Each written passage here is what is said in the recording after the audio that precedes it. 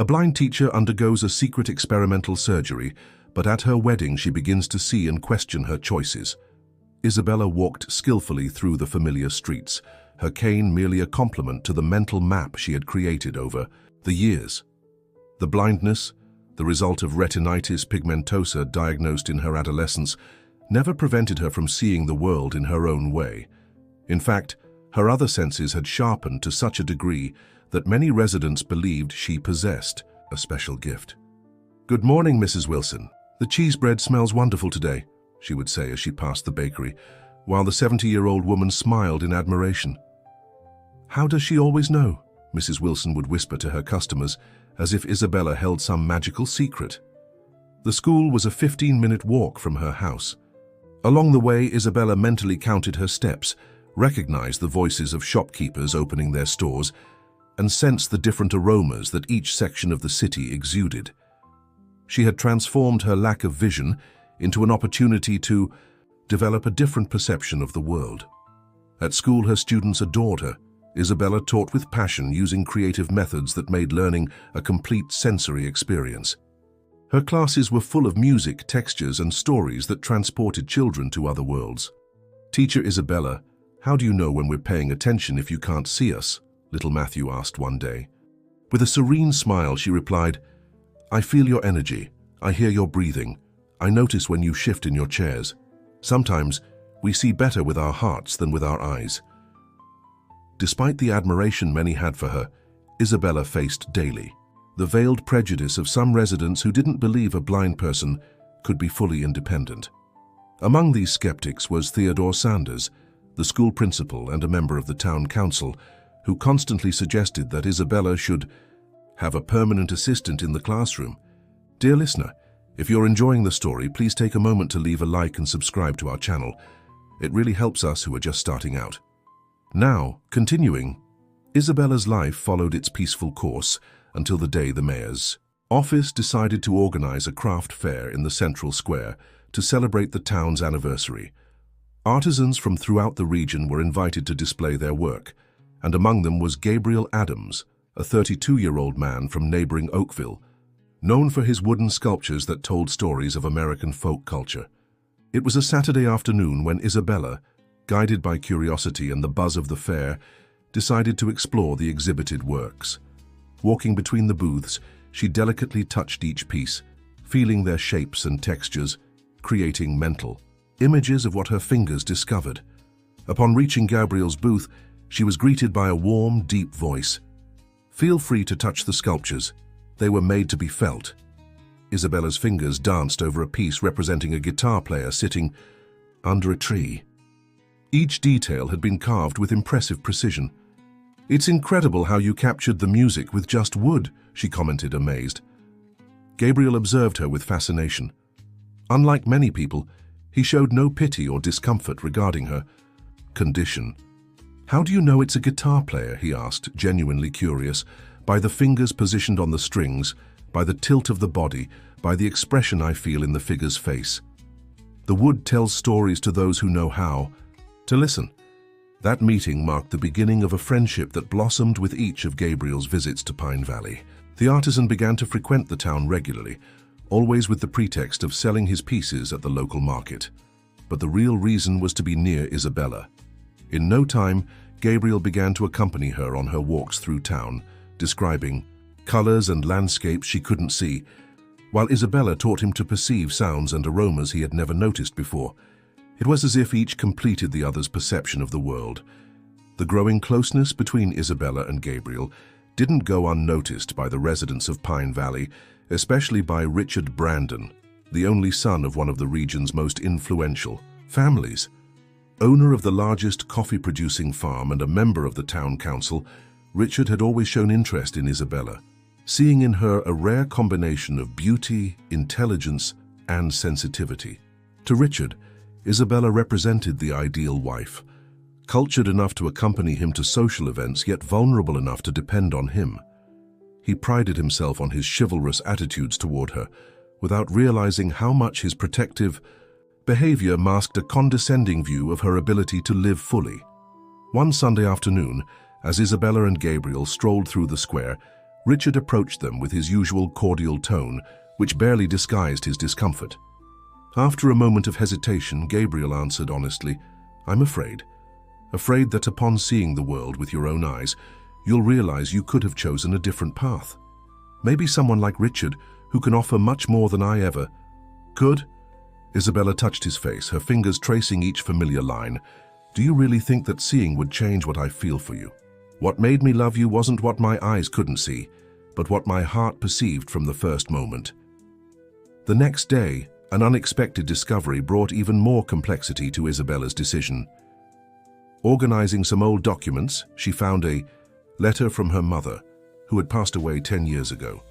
The letter, kept inside a book of poems, was addressed to her and dated from her 15th birthday, shortly after the diagnosis of retinitis pigmentosa. With Gabriel's help, who read the letter aloud, Isabella discovered a secret kept for years. Her mother, Eliza, revealed that Isabella's genetic condition came from her, who had also developed the disease in adolescence, but in a much slower form.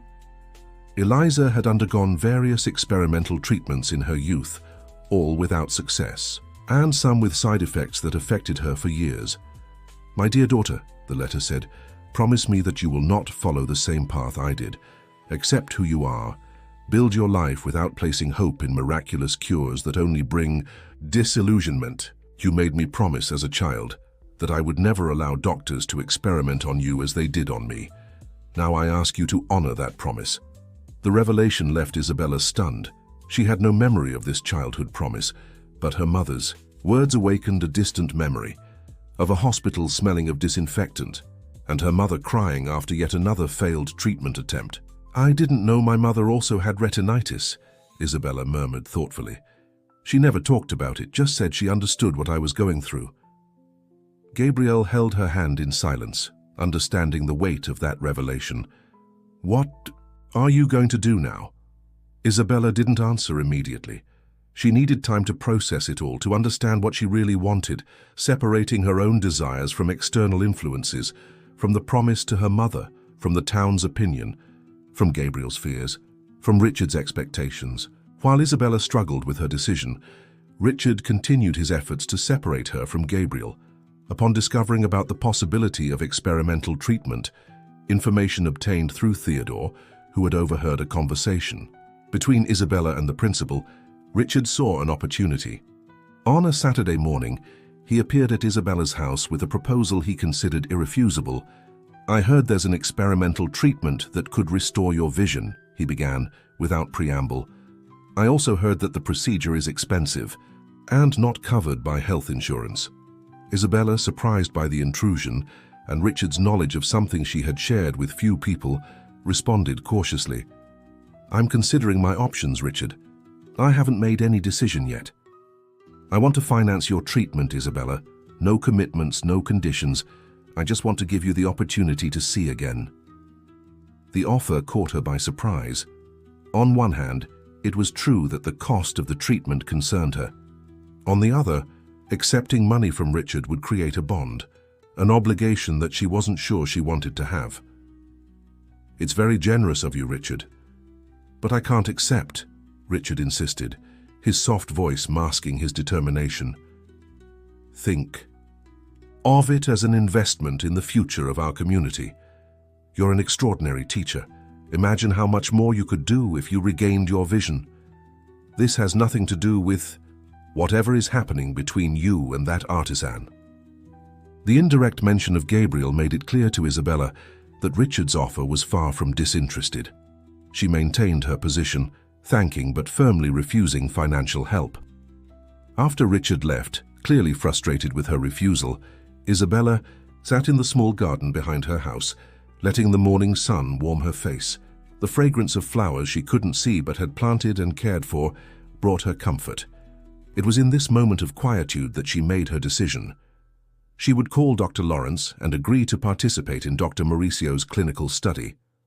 Not for Richard, not for Gabriel, not even for her mother's memory, but for herself and for the possibility of experiencing the world in a way she had forgotten. However, Isabella decided not to tell anyone about her decision, not even Gabriel.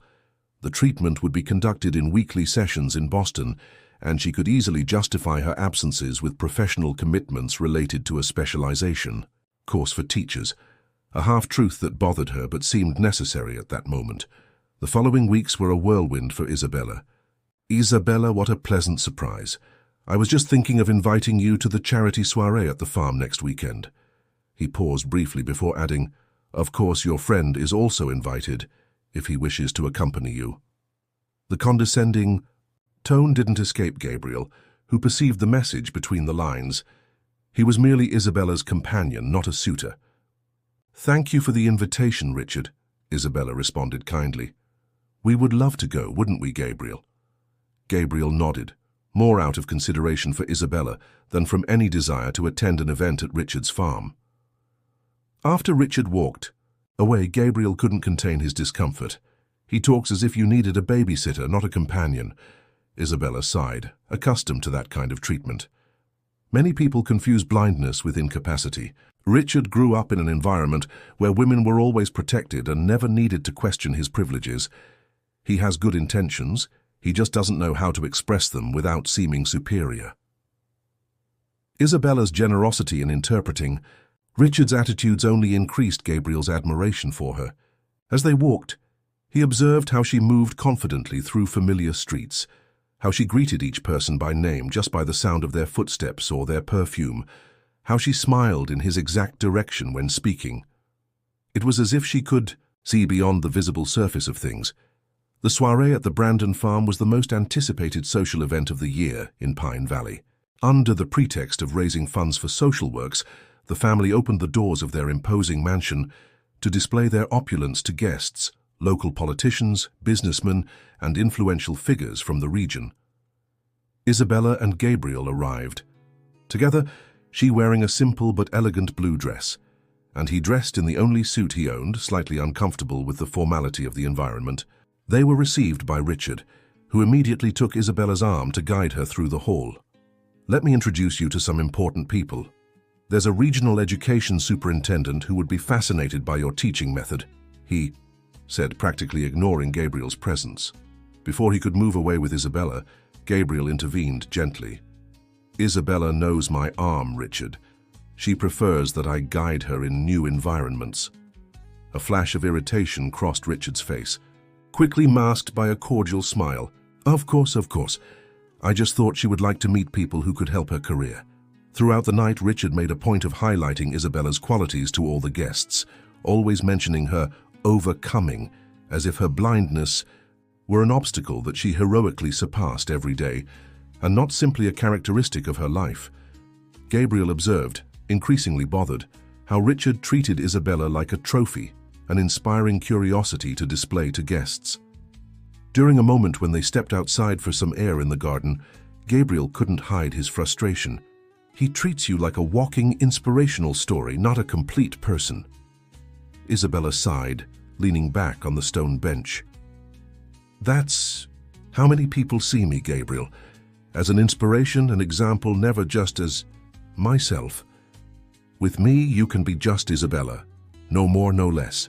At that moment, protected by the darkness of night that was so familiar to Isabella, their hands found each other. The touch evolved into an embrace, and the embrace into a kiss, shy at first, then deep and revealing. It was as if both had been waiting for that moment since their first meeting at the fair. What they didn't notice was Richard's piercing gaze, observing them from the veranda. His wounded pride quickly transformed into determination. He would not allow a simple artisan from out of town to win Isabella. Not when he, Richard Brandon, had so much to offer. In the following weeks, the relationship between Isabella and Gabriel flourished, bringing a new light to her life and a deeper purpose to his. Gabriel began looking for a small space to rent in Pine Valley, determined to transfer his workshop to be closer to Isabella. Richard, in turn, intensified his attempts to impress her. Generous donations to the school where she worked, invitations to charity events, expensive gifts that she politely declined, all to show that he could offer a life of comfort and security that Gabriel could never provide. During a lunch with the school principal, Richard didn't miss the opportunity to plant a seed of doubt. "I greatly admire your teacher, Isabella, Mrs. Clarkson. She is truly extraordinary. But I confess that I'm concerned about this closeness with that itinerant artisan. You know how these artists are. They never have roots. They live from town to town. Isabella deserves someone who can really take care of her, offer stability." The principal, who had always been a pragmatic woman, nodded thoughtfully. "Isabella is an adult and knows what she's doing, but I understand your concern, Richard. She'll need someone solid by her side, especially considering her condition." Richard's words soon spread through the small town, generating comments and speculation about Isabella and Gabriel's relationship. Some people began to question whether she was being naive by getting involved with an outsider without possessions or social prestige. Mrs. Wilson, the baker, who had always admired Isabella, didn't hesitate to warn her one morning. "Sweetheart, you know I only want what's best for you. This young man seems to be a good person, but think about your future. Richard has position, respect, can give you a secure life. We never know what tomorrow brings." Isabella smiled, patient. "Mrs. Wilson, do you really think I need someone to give me security? I've lived alone for years. I teach children. I walk all over this town without help. What I need is someone who loves me for who I am, not for who he thinks I should be." Despite her apparent confidence, the words of the community began to weigh on Isabella. Not because she doubted her feelings for Gabriel, but because she realized how people saw her. Fragile, incapable of making sound decisions about her own life. Fate, however, had a twist in store for that love story. During one of her regular visits to the ophthalmologist in Boston, Isabella heard something she never expected. Dr. Lawrence, who had been following her case for years, mentioned an international conference where he met a Brazilian doctor who had recently returned from the United States. "Isabella, Dr. Mauricio Fonte is developing an innovative technique for cases like yours. It's experimental, of course, but the preliminary results are promising. He's selecting patients for a clinical study here in the United States." Isabella's heart raced. She had never allowed the hope of seeing again to occupy much space in her thoughts. She had learned to live in the dark, to build her identity and independence despite her blindness, or perhaps because of it. "What would be the chance of success?" she asked, her voice betraying the emotion she was trying to contain. "It's hard to predict. In some cases, there was partial recovery of vision. In others, no significant change. The procedure is not invasive like the old surgeries. It's a treatment with stem cells combined with neural stimulation." Isabella left the office with her head full of questions that she had not dared to ask. What if she could see again? What would it be like to see Gabriel's face? The streets of Pine Valley, her students, the colors she could only imagine. And if the treatment didn't work, could she bear the disappointment once more? More disturbing was the question she didn't dare admit even to herself. If she regained her vision, would she continue to be the same Isabella that Gabriel had met and fallen in love with? Upon returning to Pine Valley, Isabella decided not to share the news with anyone, not even Gabriel. She needed to process that possibility, understand her own feelings about it before involving other people. But the universe had other plans. That same week, during coffee at her friend Connie's house, the only person she truly trusted besides Gabriel, Isabella casually mentioned the conversation with the doctor. "You're going to do the treatment, aren't you?" Connie immediately asked. "I don't know. It's complicated, Connie. I've built my whole life, my identity, without vision. I don't know if I'm ready for such a profound change."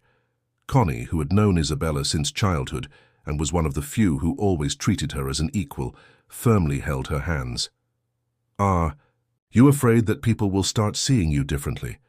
Or are you afraid that you yourself will start seeing the world differently?" The question hit Isabella like lightning. That was exactly it. She was afraid that by regaining her vision, she would lose the essence of who she had become. "And Gabriel, did you tell him?" Connie continued. "Not yet. I don't know how he'll react." Connie sighed, thoughtful. "Isabella, Gabriel loves you for who you are, not for your condition. But he deserves to know that this is a possibility." That night, Isabella decided to tell Gabriel about the experimental treatment. He listened to her in silence, his face, which Isabella couldn't see, going through a complex mixture of emotions. Joy at the possibility that she could recover something so precious, fear that this would change what they had together, and guilt for even considering that her recovery could be something negative for their relationship. "What do you think, Gabriel?" she finally asked, anxious about the prolonged silence. Gabriel took a deep breath, carefully choosing his words. "I think you should do what you feel is right for you, Isabella, not what I or anyone else thinks. It's your body, your life. But I want to know what you feel," she insisted.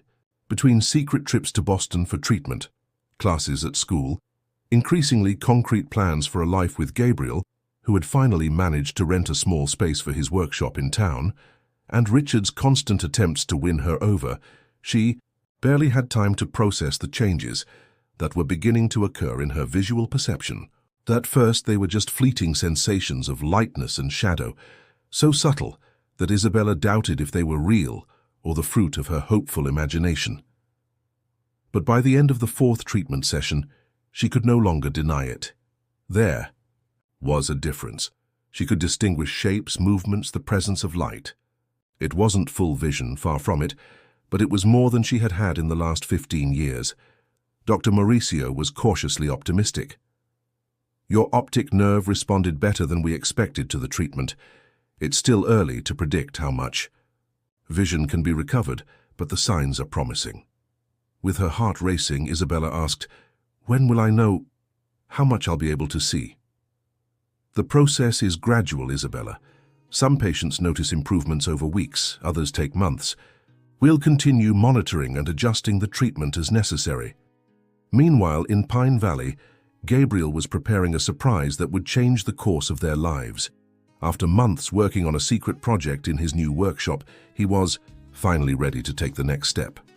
He had ordered a ring from an artisanal jeweler in Portland, saving every penny he earned from his sculptures, and planned to ask Isabella to marry him. The stone of the ring wasn't a luxurious diamond like Richard could offer, but a delicate blue celestial aquamarine set in hand-worked silver, a jewel that valued touch as much as appearance, perfect for someone who perceived the world through their fingers. On a starry night, after a simple dinner on the porch of Isabella's house, Gabriel finally gathered the courage to propose. Kneeling before her, he placed the small case in her hands. "What is this?" she asked, surprised, her fingers exploring the shape of the box. "Open it," he replied, his voice betraying his nervousness.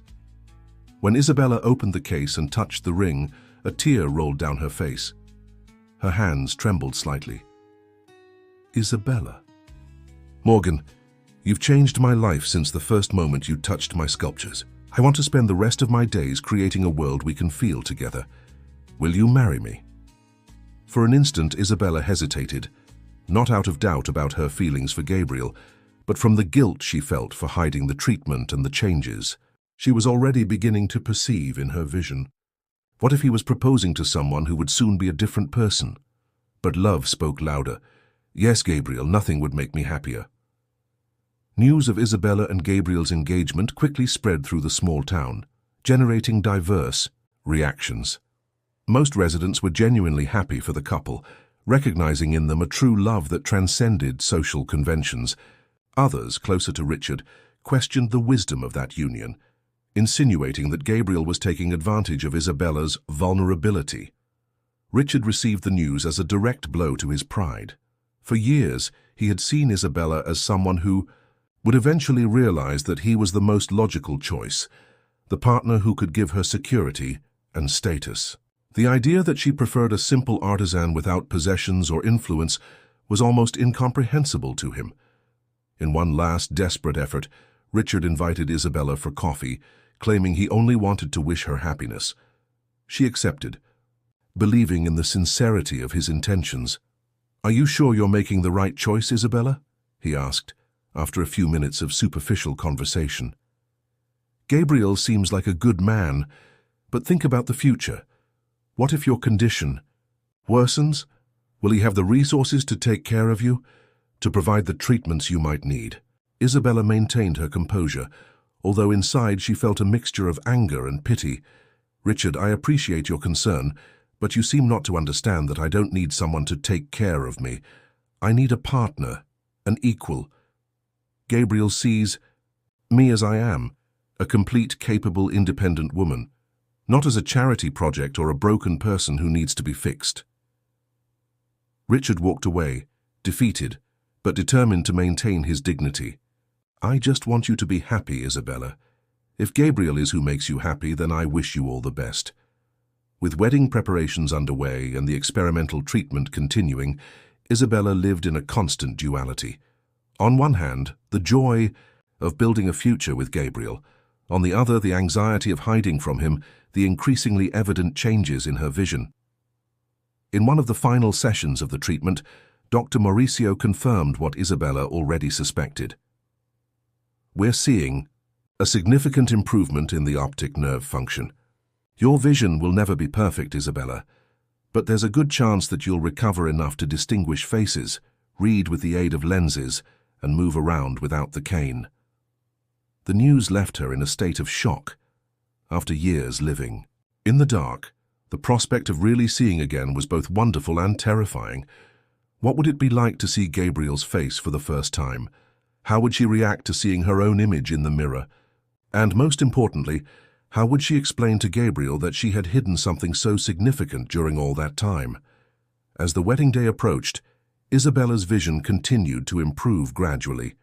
She could already distinguish more defined shapes, recognize some colors, perceive facial expressions when very close. It was as if the world was slowly emerging from a thick fog. She had planned to tell everything to Gabriel before the ceremony, but every time she tried to gather courage, something stopped her. The fear of his reaction, that he might think she hadn't trusted him enough, paralyzed her. And so, almost without realizing it, the wedding day arrived with her secret still kept. The wedding would be held in the small chapel of Pine Valley, followed by a celebration in the school garden, decorated with Gabriel's sculptures and wildflowers picked by Isabella's students. It was a simple event, but full of meaning, reflecting the essence of the couple. On the morning of the big day, Connie helped Isabella prepare. The dress, a soft white with lace details, had been sewn by Gabriel's mother, a skilled seamstress, who had immediately accepted Isabella as part of the family. "You look beautiful, Isabella," said Connie, adjusting the veil. "How do you feel?" "Nervous, happy, and guilty," responded Isabella, finally confessing to her friend about the treatment and the improvements in her vision. "I don't know how to tell Gabriel. What if he thinks I didn't trust him, that I hid something so important?" Connie sighed, understanding her friend's dilemma. "Gabriel loves you, Isabella. He'll be surprised, maybe even hurt for not being included in this journey, but I'm sure he'll understand why you needed to do this alone." "And what if he thinks I'm no longer the same person? That the Isabella he fell in love with is disappearing along with the blindness?" Connie held her trembling friend's hands. "You're still you, Isabella. Blindness never defined you, it was just part of your story. Gabriel fell in love with your soul, not your condition." When the moment came to walk down the aisle, Isabella felt her heart almost leaping out of her chest. With her arm firmly supported by her Uncle Edward, the only close relative she had left, she advanced the few meters that separated the entrance of the small church from the altar where Gabriel waited. The church was illuminated by dozens of candles, creating a warm and intimate atmosphere. To any observer, Isabella seemed like the blind bride being guided to the altar, but the truth was different. She could see, albeit in a limited way, the contours of the decoration, the silhouettes of the guests, and, most importantly, Gabriel's figure standing before her. When she reached the altar and her uncle handed her over to Gabriel, Isabella felt a shiver run down her spine. For the first time she could distinguish his facial features, not with complete clarity, but enough to confirm what her fingers already knew. Gabriel was even more handsome than she had imagined. The ceremony proceeded like a dream. Isabella was so absorbed in the experience of almost seeing the man she loved that she barely paid attention to the minister's words. When the time came for the vows, her voice trembled slightly. "Gabriel, you taught me that there are many ways to see the world. With you I learned to see through the heart, to feel colors and shapes that my eyes couldn't capture. I promise to be your partner, your friend, your confidant, in all the moments to come. I promise to build by your side a world where we can grow together, where each day is a new discovery." Gabriel, with tears in his eyes that Isabella could now perceive glistening, responded with his deep emotional voice. "Isabella, from the first moment you touched my sculptures, I knew I had found someone special. You taught me to see beyond the surface of things, to find beauty where others didn't perceive it. I promise to be by your side every step of the way, supporting your dreams, celebrating your achievements, being the shoulder you can lean on when you need. I promise to love you exactly as you are, today and always." The rings were exchanged, the kiss sealed the union, and the applause of the guests filled the small chapel. Isabella and Gabriel were officially married. The celebration in the school garden was an explosion of colors and aromas that Isabella experienced with a new intensity. As the night progressed, her vision seemed to improve with the emotion, or perhaps it was just the effect of the soft lighting in the garden, decorated with hundreds of small lights distributed among the trees. At a certain point, while they danced under the stars, Isabella could no longer contain her secret. Looking directly into Gabriel's eyes, something she had never done before, she whispered, "I can see you, Gabriel." He stopped dancing, confused. "What do you mean?" With a voice choked with emotion, Isabella explained about the experimental treatment, her secret trips to Boston, the gradual improvement in her vision. She told him how she wanted to be sure it would work before creating expectations in him, how she feared he would see her differently if he knew. Gabriel remained silent for long seconds, processing the revelation. When he finally spoke, his voice was a mixture of surprise, joy, and a hint of hurt. "Why didn't you tell me, Isabella? I could have been by your side, supported you in this journey." "I was afraid," she confessed. "Afraid it wouldn't work and you would share my disappointment. Afraid it would work and you would see me differently. Blindness was part of who I am for so long that I didn't know who I would be without it." Gabriel touched her face tenderly, exactly as he had done since the first day, but now Isabella could see the love in his eyes, not just feel it in his fingers. "You're still you, Isabella, with or without vision. It's your soul that I love, not the condition of your eyes." As they embraced, a figure observed from afar with a somber expression. Richard, who had attended the wedding more for appearances than from a genuine desire to celebrate the union, now understood why Isabella had refused his offer to pay for the treatment. She was already undergoing the procedure, in secret.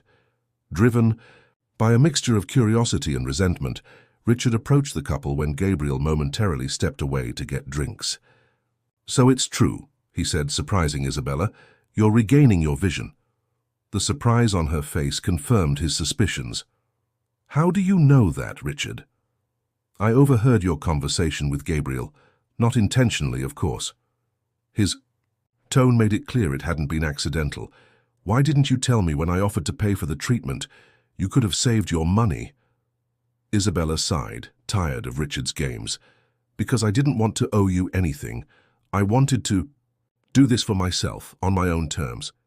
Richard laughed without humor. "Always so independent.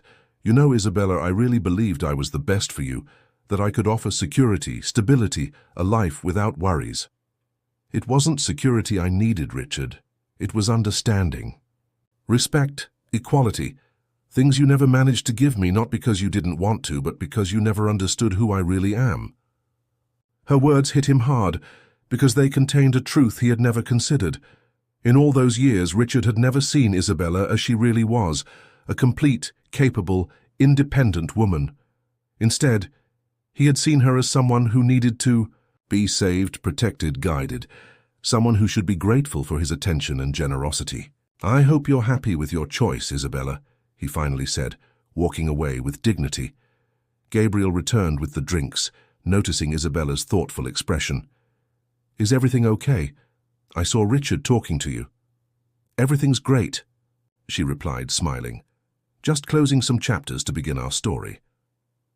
In the weeks following the wedding, Isabella and Gabriel embarked on a journey of discovery. Each new improvement in her vision brought wonders and challenges. The visual world was both fascinating and overwhelming. Colors more vibrant than she remembered, Details she had never noticed, facial expressions she needed to relearn to interpret. Gabriel was by her side every step of the way, patient and loving, helping her navigate this new sensory universe without losing the connection with the skills she had developed during her years of blindness. But not everything was perfect. As Isabella recovered more of her vision, she began to notice things that had escaped her before. She noticed how some people in town still looked at her with pity, even now that she could see. She noticed the curious glances, the whispers as she passed. More disturbing was realizing how Gabriel sometimes seemed uncomfortable when she watched him working on his sculptures, something she had never been able to do before. It was as if he, accustomed to describing his work to her, now felt that his creations were exposed to a new kind of judgment. One afternoon, while Gabriel worked on a new piece, Isabella watched him from the door of the workshop. Her eyes, now able to distinguish details with the aid of special glasses, followed the skillful movement of his hands, shaping the wood. "Why are you so quiet?" asked Gabriel, without taking his eyes off his work. "I'm enjoying being able to watch you work. It's different from what I imagined." Gabriel paused, placing the chisel on the workbench. "Different how?" "More intense. More intimate. Before I heard the sounds, smelled the wood, touched the pieces after they were finished. Now I can see the transformation happening." Gabriel smiled, but there was tension in his shoulders that didn't escape Isabella's increasingly attentive gaze. "Do you feel uncomfortable when I watch you?" The question caught him by surprise. Gabriel hesitated before answering. "It's not discomfort. It's different. Before, I described every detail to you, every curve, every texture. Now you can see for yourself, and sometimes I wonder if what you see corresponds to what you imagined." Isabella approached, touching Gabriel's face exactly as she did when she couldn't see him. "What I see is even more beautiful than I imagined. Not just your sculptures, but you, our world, everything." That moment marked a turning point in their adaptation to the new reality. Gabriel began to share more openly his insecurities, the fear that Isabella, now able to see the world in its entirety, might regret her choice, might discover that there was a universe of possibilities she hadn't considered before.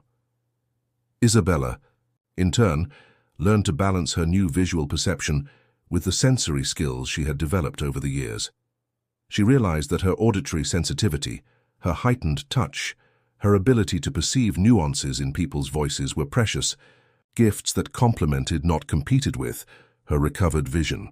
One of the most significant moments of this journey occurred when Isabella returned to the classroom after her leave for her wedding and treatment. Her students, who had always known her as the blind teacher, were initially confused and curious about the change. "Teacher, is it true that now you can see us?" asked Matthew, the same boy who years before had questioned how she knew when they were paying attention. Isabella smiled, adjusting the special glasses she now wore. "Yes, Matthew, I can see you, even if not perfectly." "And what's it like, seeing after so long without being able to?" questioned Louisa, a shy girl from the back of the room. Isabella thought for a moment before responding. "It's like learning a new language, Louisa. Sometimes it's confusing, sometimes it's exciting, it's always a discovery. But the most important thing I've learned is that seeing with the eyes is just one of many ways to see the world." That day, Isabella gave a special lesson on perception, inviting students to experience different ways of feeling the environment around them, with eyes closed, using only touch, only hearing, only smell.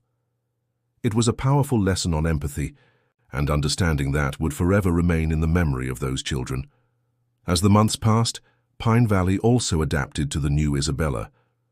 Richard, after a period of distance, eventually found a way to a cordial relationship with the couple. They would never be close friends, but they learned to coexist in that small community where everyone inevitably crossed paths.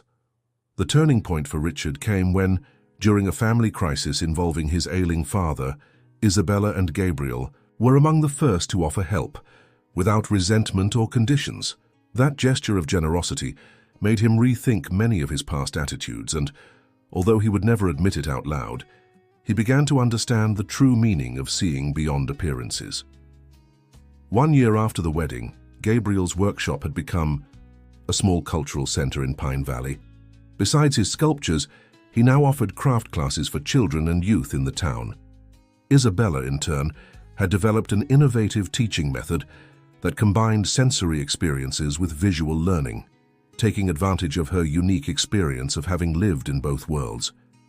Together, they transformed their home into a welcoming and creative space where Gabriel's sculptures coexisted harmoniously with Isabella's books and teaching materials. The garden, once a simple set of aromas and textures for her, now bloomed with carefully planned colors, creating a visual spectacle that honored the sensory memories she kept. On a quiet afternoon, as they watched the sunset from the porch, a spectacle that Isabella still felt emotional to witness, Gabriel brought a small package wrapped in handmade paper. "What is this?" she asked, curious.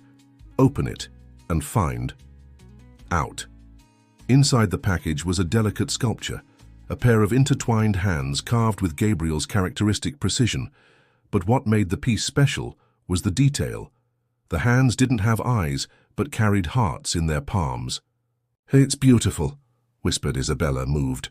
"It's to remember that even now that we can see each other with our eyes, what really matters is continuing to see each other with our hearts, as we've always done." Isabella held the sculpture against her chest, feeling through her fingers the details that her eyes could now see. It was a perfect symbol of their journey, one that had begun in darkness and open to the light, but had always been guided by what was deepest in each of them. "You know what I like most about being able to see now?" she asked, looking into her husband's eyes. "What?" "The way you smile when you're truly happy. How your eyes light up when you have a new idea for a sculpture. The peaceful expression on your face when you sleep." Gabriel hugged her, feeling they had found the perfect balance between the past and the present, between seeing and feeling, between the world they had built together in darkness and the one they now explored in the light. That night, as the town slept under a starry sky, Isabella and Gabriel talked about the future, about the possibility of having children, expanding the workshop, taking her teaching method to other schools.